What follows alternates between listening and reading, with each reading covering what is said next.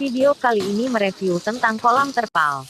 Di awal kolam terpal ini tidak ada air mengalir melainkan air yang disirkulasikan melalui filterisasi, tidak ada oksigen maupun atap sebagai naungan. Kolam ikan terpal ini sudah berjalan 10 bulanan di mana saat awal berlakunya lockdown dan PSBB dan lebih sulitnya ketika menunggu orderan online karena saat itu ditutupnya semua transportasi darat, laut maupun udara. Kolam ini awalnya cukup indah dan menarik, namun berselang 3 hari dilanda hujan deras seharian hingga air hampir meluap karena drainase terhambat tanaman opu-opu, jadi kapasitas air kolam hampir 1:1 dengan jumlah penambahan air hujan. Kurang lebih 3 minggu bibit ditabur, baru datang orderan pompa udara dari Surabaya ke Kota Baru, Kalimantan Selatan. Namun selama 3 minggu tiap hari bibit nila ada yang mati dikarenakan terserang cacar air meskipun berbagai obat dan cara untuk menanggulanginya dan kurangnya pasokan udara. Sebelah kiri bibit lokal berjenis gift badan lebih panjang, namun campur betina dan jantan. Kolam sebelahnya ikan nila jenis gift monoseks badan pendek, namun kedua pertumbuhannya cukup cepat, hanya saja yang monoseks kurang lincah dan rentang terhadap cacar. Panen. Kagak apa marit. Ini udah kebapan. Ini cuma nak balik. Balik aku. Ini dia milih sana gitu. Mau dia apa?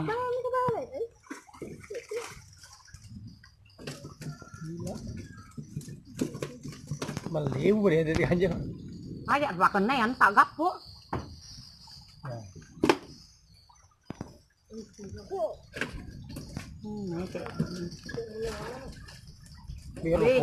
Wih, lo mau jadi Roy. Ih, yang gue nih, Roy. Teja. Nih ngompa. Wah. Wih, masuk dong kok. Masuk kok ini. Masa? Iyo.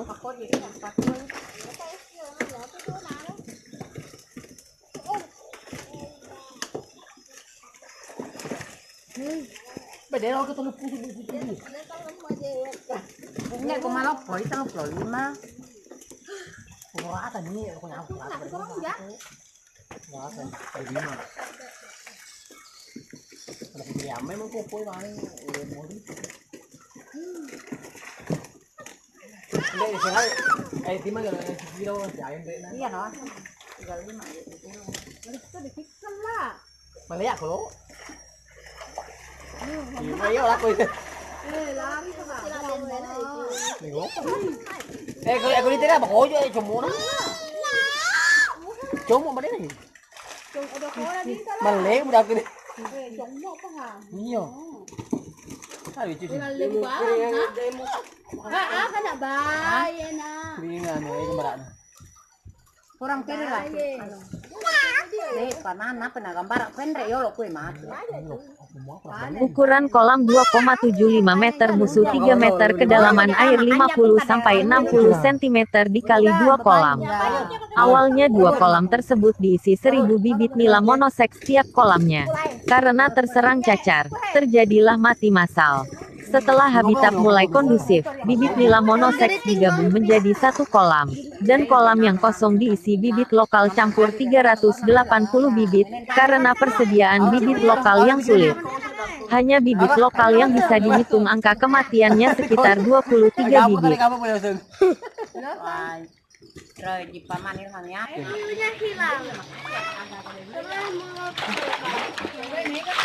Sendiri. Kau nangero saya di mata kamu sih tuh ya, aju aja aman. Wah, tadi adalah aju, tadi itu anu. Beda mati. Orang apa itu?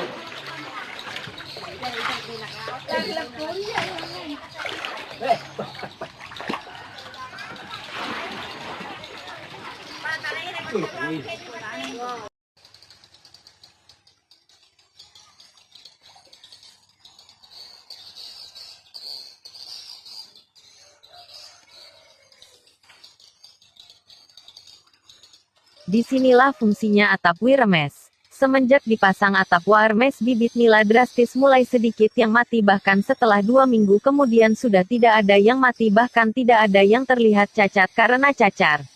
Dari situlah ikan mulai berkembang cukup baik.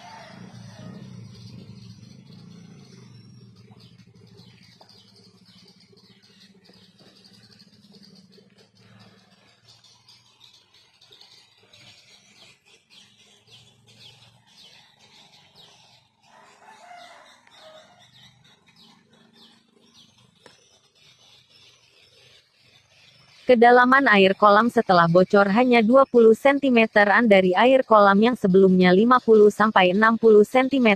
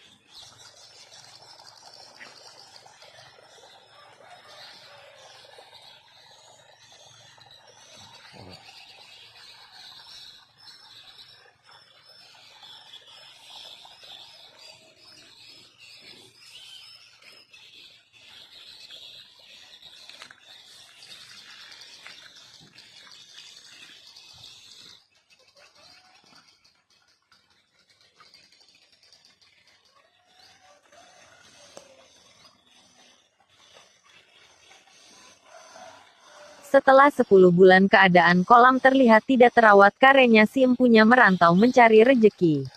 Atap dan pagar terlihat reot. Kolam terpal bocor. Sedangkan kolam ini terletak 10 meter dari pinggir sungai pasang surut air laut. Apabila saat pasang air asin lebih tinggi dari level air kolam.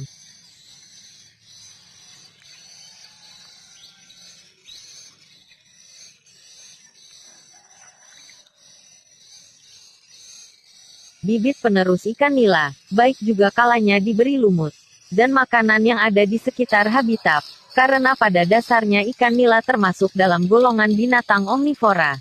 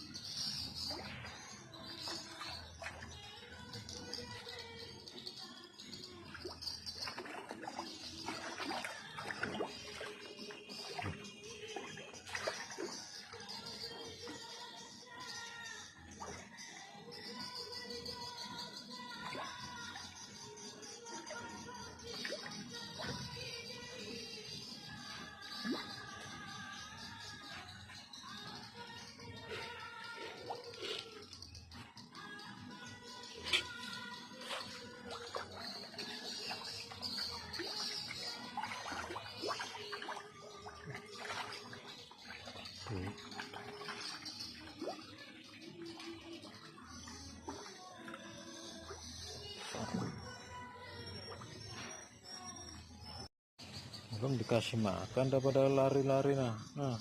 Nggak kelihatan, airnya gelap betul lo. Iya, kelihatan dikit. Mana makanya tengah hari.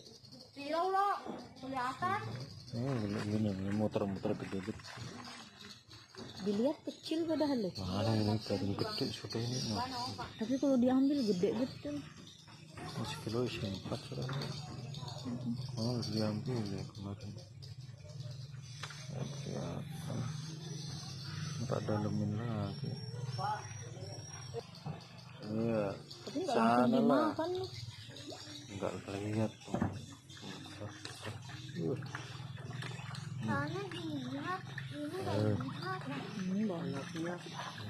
Mayo, mayo, ada ya mayo. Nah, nanti sini. Baik.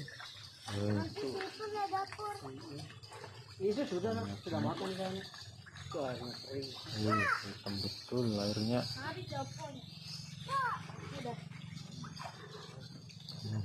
Airnya ini. Besok mancing kan, Nak? Mancing kan besok nak. Mancing cari pancing. Hah? Sini aja, ntar sana ke sini. Nandre ayo bisa. Ulu ge. Cuma mau nandre pada bisa bang. Ini kan nandre. Ini banyak kan Pak. Ada. Anu nama. Ter.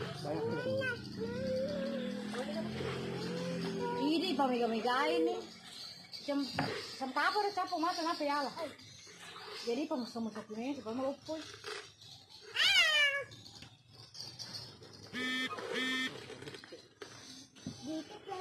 Anu kenyang minyak. Anu. Enggak. Hujan kalau Aku pilih. kenyang. Enggak. Bibit generasi sudah mulai muncul bahkan sudah banyak yang besar. Jadi kolam yang tergolong kecil dengan debit air yang sedikit ini, ikan nila masih bisa hidup dengan baik.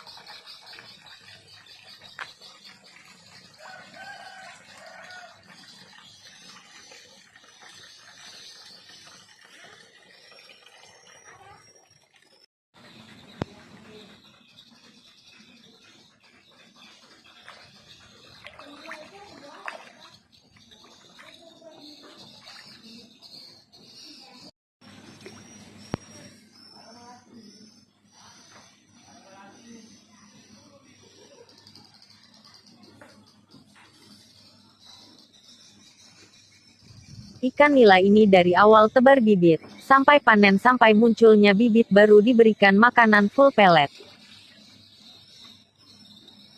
Inti dari review pengalaman budidaya kolam ikan nila terpal kali ini adalah 1. Kolam terpal dangkal harus menggunakan atap, karena sesuai pengalaman 3 hari air hijau saat cuaca cerah biasa hanya hitungan sehari cuaca panas trik dari jam 11 sampai jam 2 siang. Air langsung berubah gelap. Sarmam hari air langsung hitam, pekat, dan berbusa, otomatis ikan langsung banyak yang mabuk banyak juga yang mati. 2. Bibit ikan cari dari pengiriman sedekat mungkin dan bibit sudah biasa tidak menggunakan aerator.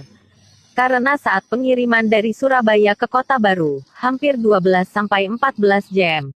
Dan ikan pasti terbiasa dengan aerator, sehingga ikan rawan terserang penyakit dan mudah stres bila pasokan udara kurang saat mati lampu.